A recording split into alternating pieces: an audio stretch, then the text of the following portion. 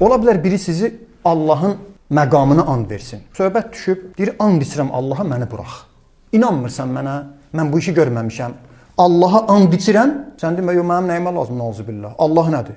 Yox, mən qəbul eləmirəm. Sənə Allah and verir. Düşmən deyil ki, müsəlman mömin qardaşındır. O da İslam məhkəməsində bəzi yerdə iş o yerə çatır.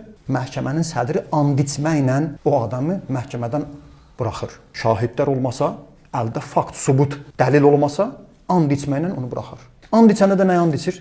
Allahın andını, adını and içir. Əgər yalandan and içsə, Allahın adını ortaya gətirsə, nə etmişdir? Allahı hörmətsiz etmişdir və cəza gələcək. Bilsin, yalandan and içən bəla gələcək. O da bizim dinimizdə var. Çalışın, hətta maksimum nə qədər bacarırsınız, halal işlərə belə and içməyin. Düzsən, and içmə. Ticarətdə alıverdə olanlara xəbərdarlıq ediblər. Mallığı satmaqdan ötürü Allahı ucuz eləmə. Qiymət neçədir? Allah and olsun. Mal necədir? Allah and olsun. Hər dəfə mal haqqında bir dənə cümlədir, ondan and içir. Eləməyin bu işi. Məcbur qalmasanız, Allaha and içməyin. Allahın adı ortaya gəldi. Qardaş, sənə and verirəm Allaha. Allahın adı gəldi. Bacarırsan o adama yox demə.